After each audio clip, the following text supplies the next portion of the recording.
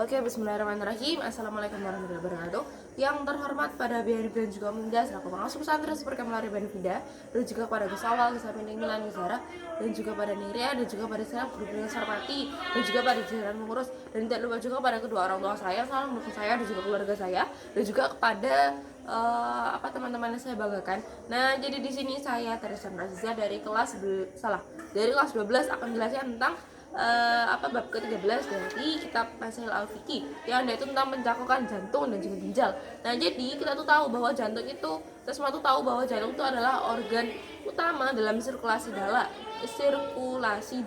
Jadi kalau seumpama jantung itu bermasalah, maka harus dilakukan pengobatan. Nah, salah satunya itu adalah dengan pencangkokan.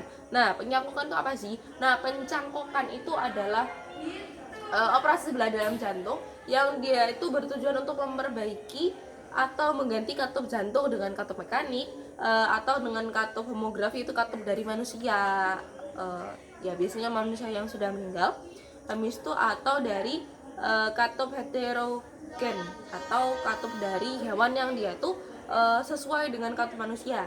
Nah, gangguan-gangguan jantung yang pertama itu ada perikardis. Nah, perikardis itu merupakan peradangan selaput pembungkus jantung.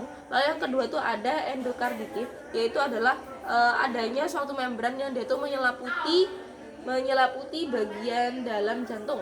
Lalu ada arteri koroner, yaitu penyumbatan di pembuluh arteri koroner dikarenakan pembekuan darah. Lalu ada juga kegagalan jantung kongesif atau sesak nafas. Lalu hukumnya, nah biasanya pencangkokan jantung itu dilakukan pada orang yang sudah berumur 40 tahun atau 50 tahun.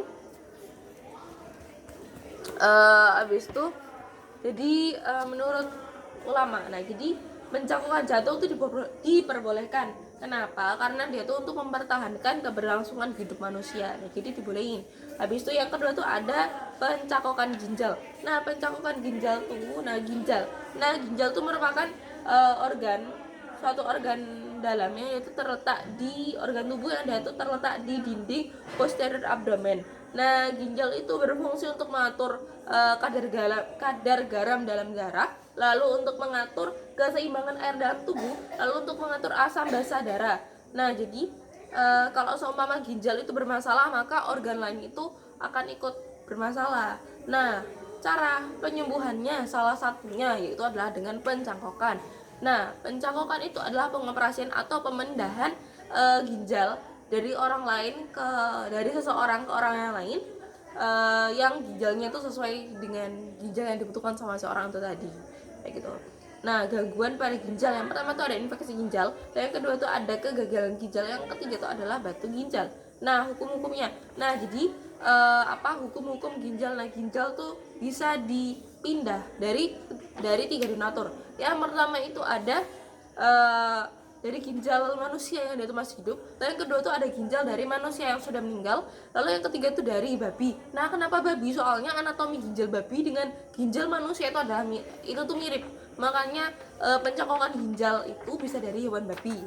Nah, yang pertama hukumnya pencangkokan dari manusia yang dia tuh masih hidup ataupun yang dia sudah mati itu diperbolehkan. Tapi kalau selama pencangkokannya dari babi, nah dia itu masih diperdebatkan oleh ulama Indonesia. Oke, sekian dari oleh ulama Islam. Nah, oke, sekian dari saya, kurang lebihnya mohon maaf. Wassalamualaikum warahmatullahi wabarakatuh.